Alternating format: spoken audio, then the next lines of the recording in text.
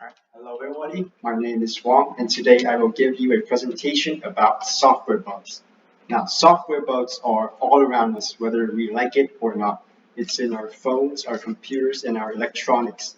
And they impact us greatly, yet we don't see them very often. Alright, to start off, firstly, what is a software bug? Well, in a literal sense, it is a bug. In 1946, scientists working on the Harvard Mark II computer, a precursor to today's modern computer, found a bug in their system that causes their programming to malfunction. Hence, the term bug was coined. In today's world, a software bug is defined as an error, fault, or defect that causes unexpected behavior in programming, and often the results are wrong in that programming, such as a calculator showing 1 plus 1 equals 3, or a rogue AI due to a logical bug in its system in the movie 2001: A Space Odyssey. To give you a picture of how bugs impact you in your daily lives, I will show you a couple of famous bugs. The first one is the 1962 Mariner space disaster. It was a satellite launched by NASA, but after a while it had to self-destruct. The cause of this was a single hyphen in the code.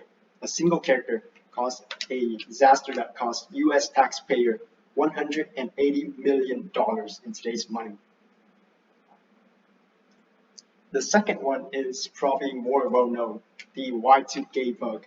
It's a bug that causes year switching from 1999 and 2000 to go back into the 1900s. A US Congress reported that this bug could have caused nationwide damage worth of up to $600 billion. For example, in this picture here, you can see the date incorrectly displayed as 1900 instead of 2000.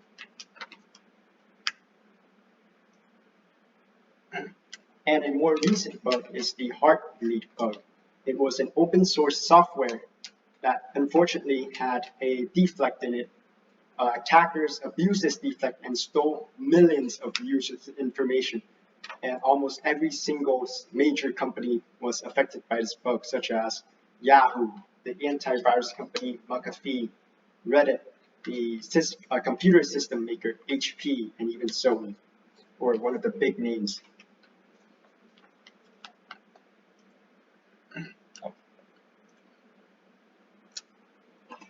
I'm sorry.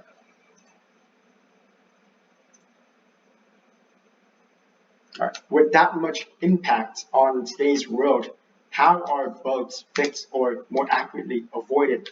Well, fear not, because developers have come up with systems such as defensive programming to reduce the number of bugs. For example, in defensive programming, the code is readable, it is safe, and it can be easily maintained, therefore reducing the number of bugs. The second way developers do this is by having programs that catch bugs. Even in recent years, there have been an increase in artificial intelligence using to catch bugs. However, one of the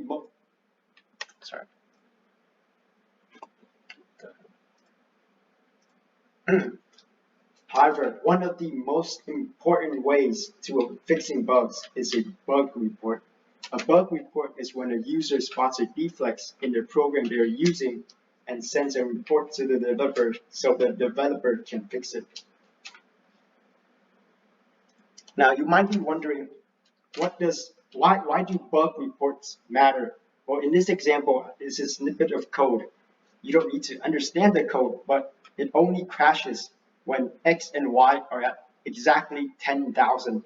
And if you consider X and Y being an infinite range of numbers, then it is very small chance to crash, and therefore bug detection programs nor code reviews can spot this bug. Sorry.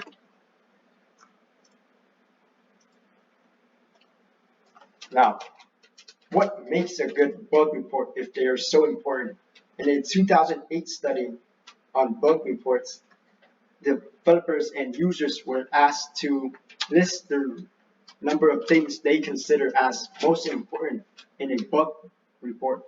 The first of both are steps to reproduce. These are both important for the developers and the reporters. However, after this, the usefulness features decrease as the reporters usually send observed behavior and expected behavior, which are not very useful to developers at all. Instead, they should send something like stack traces, which are data of when the program crashed or when the bug was found. All right. Thank you for listening to our presentation. I hope now you know what a software bug is and how bug reports contribute to software usefulness. Thank you.